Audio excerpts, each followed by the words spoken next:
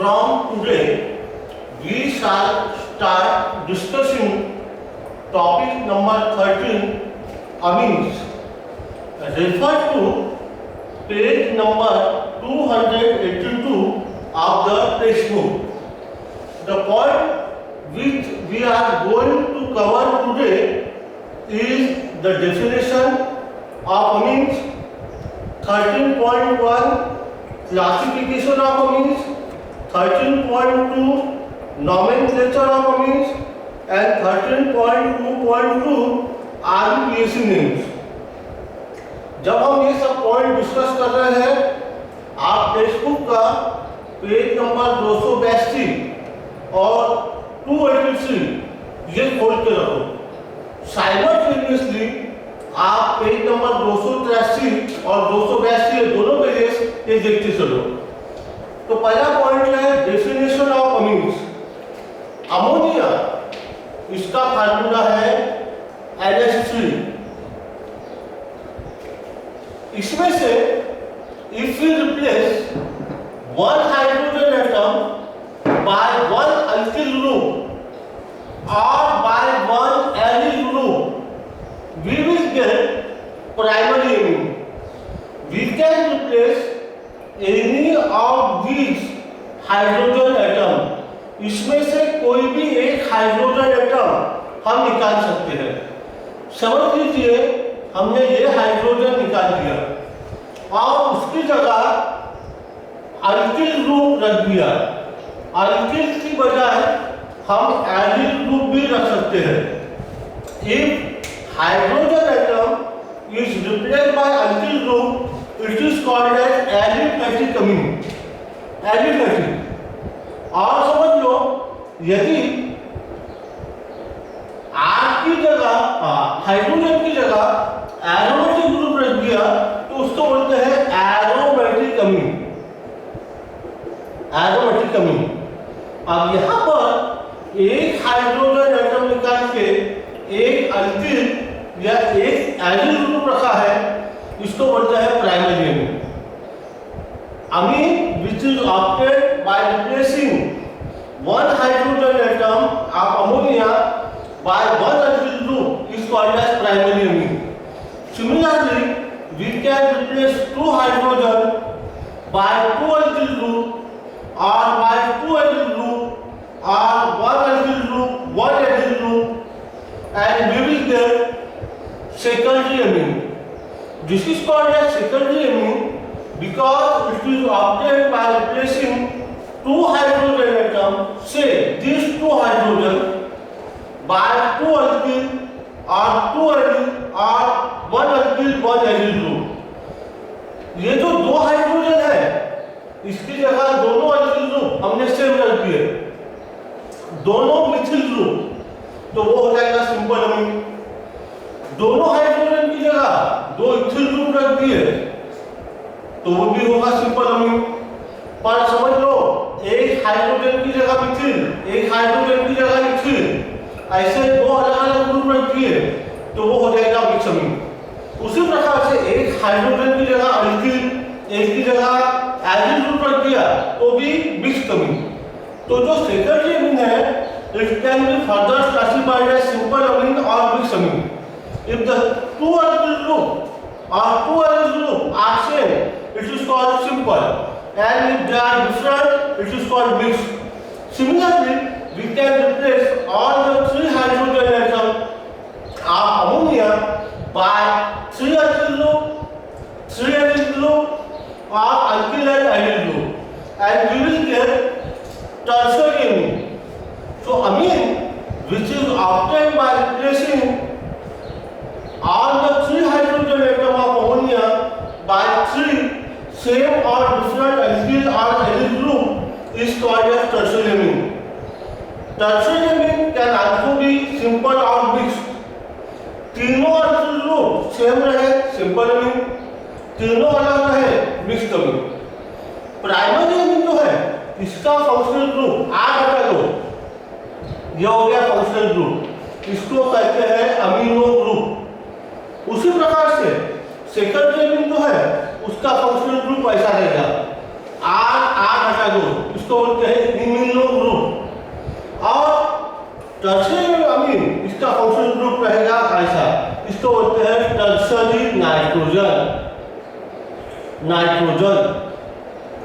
So this is introduction definition of amine and its classification.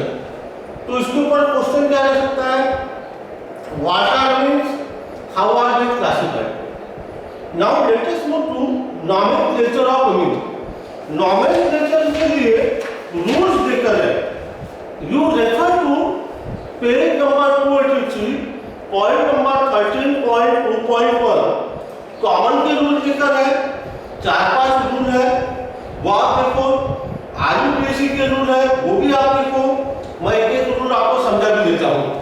तो common में क्या करना है कि जैसे समझ लो एक अमीन आपने लिया, से फॉर एग्जाम्पल हाइड्रोजन की जगह आपने मिथिल ग्रुप रख दिया, ऐसा अमीन आपको मिला. तो कॉमन का रूल क्या है? यहाँ से रूल नंबर 1 लिखा है कॉमन में. Common names of aliphatic amine are given by writing the name of alkyl group followed by the suffix amine, that is alkylamine. यानी मतलब क्या मालूम है? ये आप फिर से एक बार पढ़ना.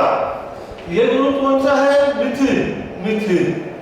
और ये NH2 पर स्पेस नहीं रखना है, ऐसा इसको अटैच करके लिखो. उसी प्रकार से समझ लो ऐसा कहा. अब बताओ इसका नाम क्या रहेगा? ये कौन सा ग्रुप है? इथिल. और इसको क्या बोलते हैं? अमीन. लेकिन स्पेस नहीं, इसको अटैच करके लिखो इथिल अमीन. अब इसके आईयूपीएसी में लिखना है, तो आईयूपीएसी में पहले देखो. In IUPAC primary amine are named by replacing the ending e of the parent element by the suffix amine, alkyl amine. यानी क्या कर रहा है? इसके अंदर कितना कार्बन है? एक कार्बन. आप वो लाइन फिर से एक बार पढ़ लेना, पहला वाला है ना. एक कार्बन है तो पैरेंट एल्केन हो जाएगा मीथेन. अब अमाइन शब्द लगाना है इसके लिए, तो आपको ई हटाना पड़ेगा. मिथान अमीन, स्पेस नहीं है. इसका नाम क्या होगा? 2 कार्बन है, 2 कार्बन वाला एल्केन कौन सा? Ethane. Delete E and add the word amine, single word ethanol. उसी प्रकार से समझ लो सेकेंडरी अमीन कहा, 2 अल्किल ग्रुप है. आप क्या नाम लेंगे? देखो फिर से जाओ रूल के ऊपर लिखा है कॉमन में. if 2 or 3 identical alkyl group are attached to nitrogen atom, the prefix di or tri is added before the name of alkyl group. ऐसा लिखा है. यानी इसका मतलब है आप लिखो डायमिथिलामीन, डायमिथिलामीन.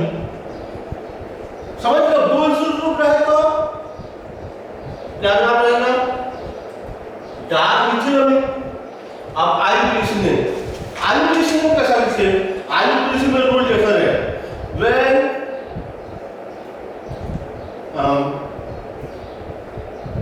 रूल लिखा है सेकेंडरी और tertiary amine are named as nitrogen substituted derivative of primary amine.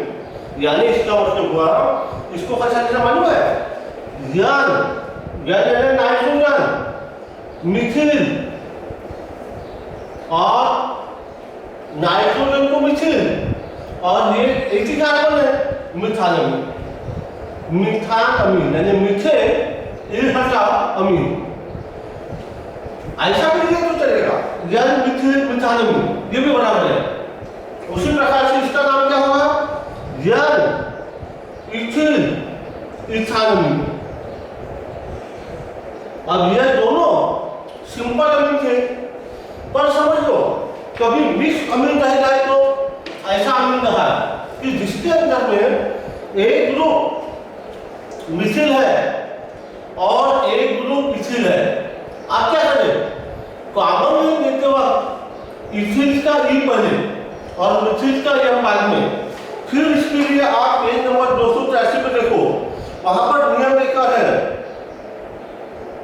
In case of mixed amine the name of alkyl group are written in alphabetical order.